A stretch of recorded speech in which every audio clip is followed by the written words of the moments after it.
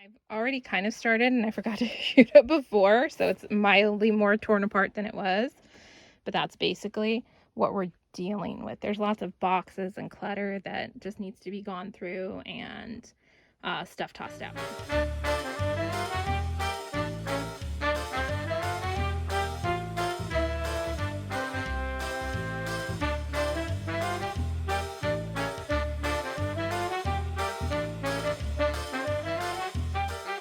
Hey guys, welcome to today's video where I am going to be continuing working in my closet to declutter. I'm actually going to work on kind of the bottom section, and then next week I will probably declutter the clothes that are hanging and then the stuff that's up on the very top shelf.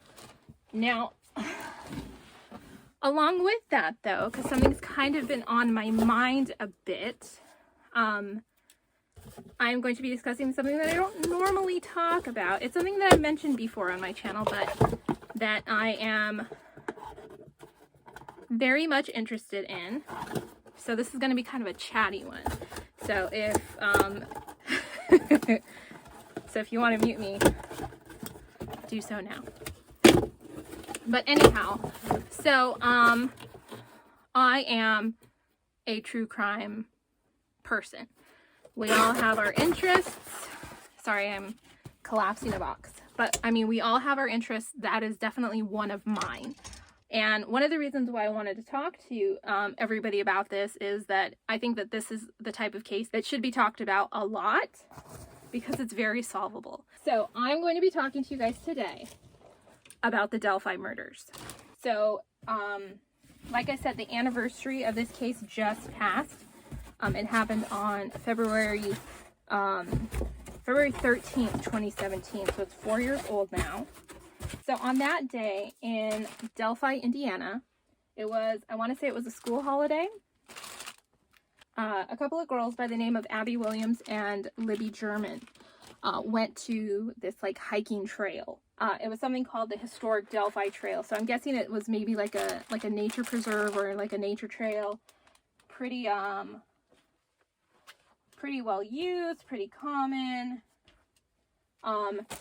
seemingly very safe, right? So they go and they're gone for a few hours.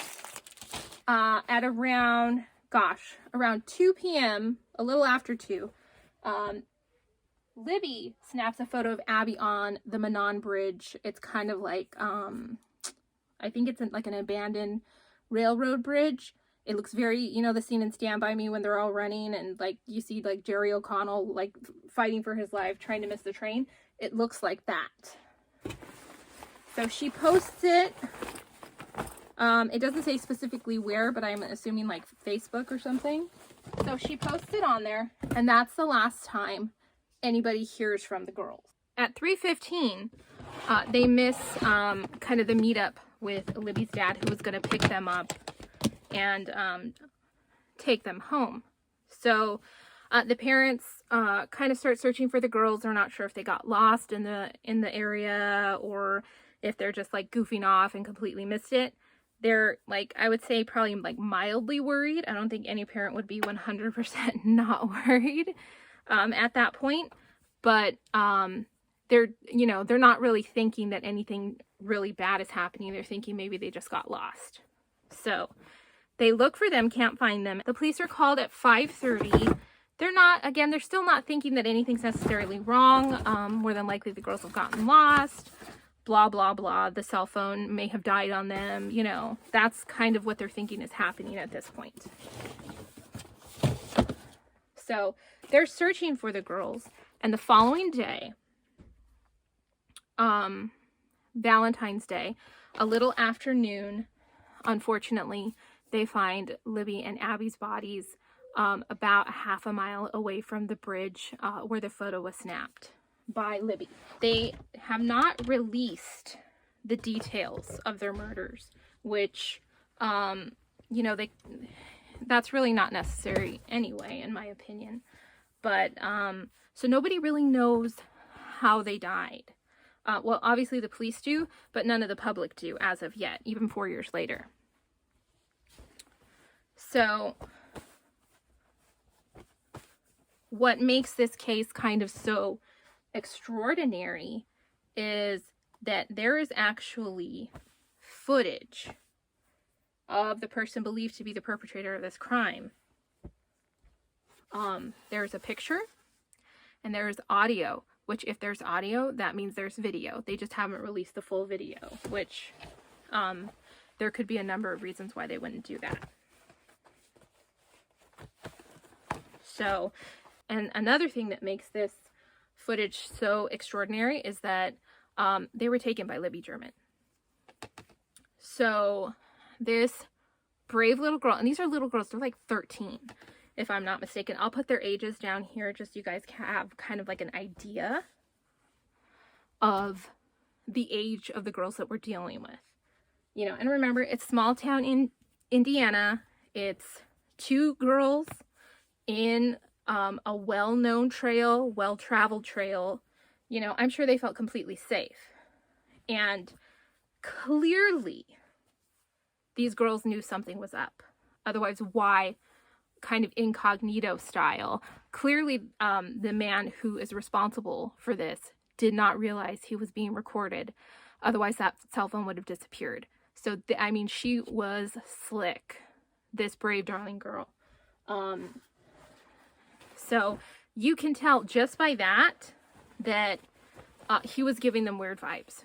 You know what I mean? Like, I mean, we've all kind of experienced that. I think especially women, you know, you like, there's kind of a creep walking behind me. I don't trust this guy. Or like, what is this person doing? You know what I mean? When your senses just go on high alert. And this really is one of those cases that really kind of solidifies that you need to trust your gut. And that's going to get donated as well. So they have, the police released like a still shot of the man. He appears to be a white male. His head's down. And it's very grainy. It's very low quality. But it's still there. And they've done a couple of different composites on it. And probably as important, they have him saying, down the hill, guys. That's the clip that they released of him talking. And he appears to be talking to the girls. Obviously, they have not released the video of this, so we can't see what he's doing or who he's talking to, but it seems pretty clear that that's who he's talking to. He's talking to Libby and Abby. So, I mean, everything's there. It just takes one person recognizing this person's voice or their physique or their body language, you know what I mean? And so that's one of the reasons why this case has stuck out to me, is that we just need somebody the right person to see it and be brave enough to call it in.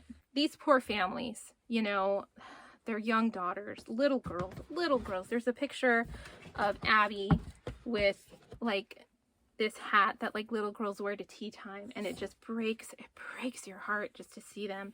And that they were so brave, that Libby was so brave to actually take footage, that you know, they trusted their instincts enough to do that. And they were probably, you know, she had her phone. They were probably hesitant to call 911 because he probably hadn't done anything crazy yet.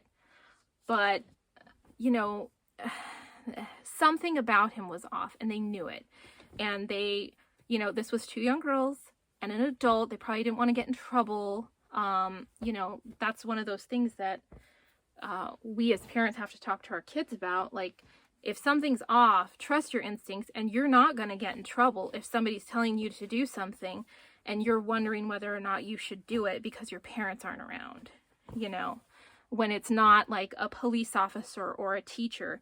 And even then you have to kind of play that one by ear. Oh, so oh, it's so hard to be a parent. But really, what is this? Okay.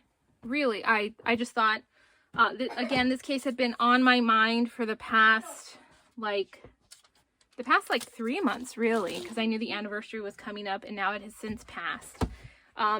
This is still an active case. It's not a cold case. The FBI is still involved. So I will put the image of the man up here so you guys can see, but I am also going to have the case link down below where you can see the image, you can see the composite sketches, and just as importantly, you can hear the audio, because somebody knows who this person is. And I mean, even if you're like, well, it kind of looks like my cousin Jerry, but I don't know, and I don't want to, I don't want to get him in trouble or cause anything, just in case. You can't let that, you can't let that slide. A, it's anonymous, okay? B, if he's innocent, no harm done, really. He just gets eliminated.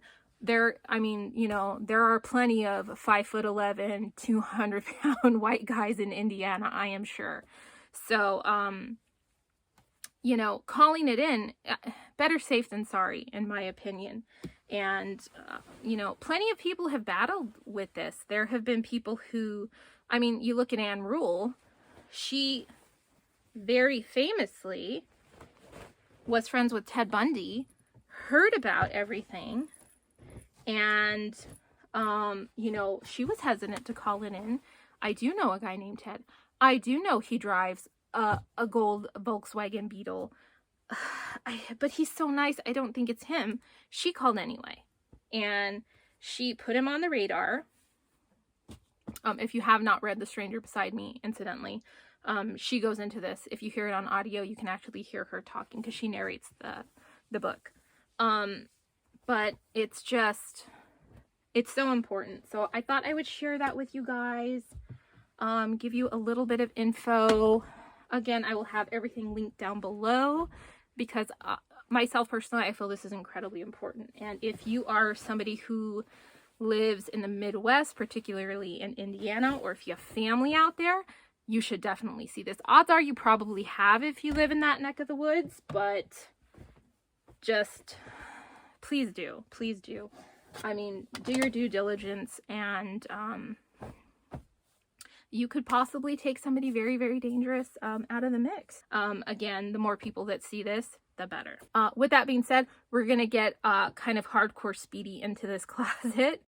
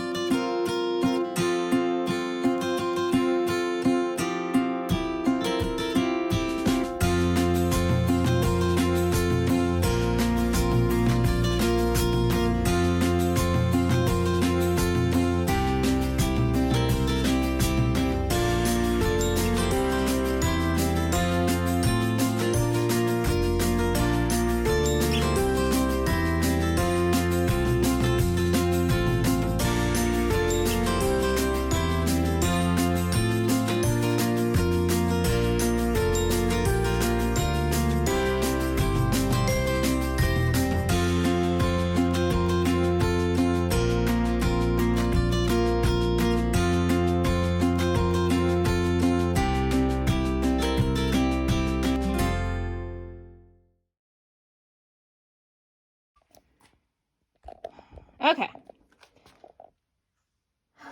So as you can see, P.S. that area is still really neat. So much better. Oh, and FYI, that is a unloaded pellet gun. It's not a rifle. Anything super dangerous is going to be in our gun safe. So don't worry about us. But the floor looks really great. The one area is still good. Sorry, I was just throwing out all the trash and I'm a little bit out of breath. So my next project, I will work on this shelf, decluttering our hanging clothes, and then up here, all this junk that needs to be either donated, tossed, or reorganized. Anyhow, guys, that wraps it up for this video. The closet looks so much better.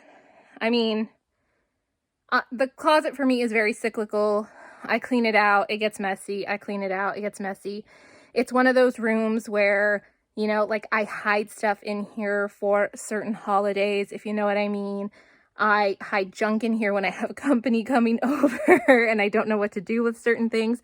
I just toss it in here. So it is much abused, but it feels really, really great. And I will say that after decluttering and reorganizing that one shelf, it has stood that way. In fact, pretty much every section of the house that I have decluttered and reorganized so far, I mean, since starting in January, they have all stood pretty much the way I left them when I finished. So that's really cool. Anyhow, thank you so much for watching. Please be sure to like, subscribe, ring the bell, all that good stuff. And on a more serious note, please do check out the links for the Delphi murders. It's so important. I mean, it takes you 10 seconds, 20 seconds of your time to look at it. You never know. You could bring two very brave girls, some justice. Thanks again for watching, and I will see you all in the next video. Until then, take care.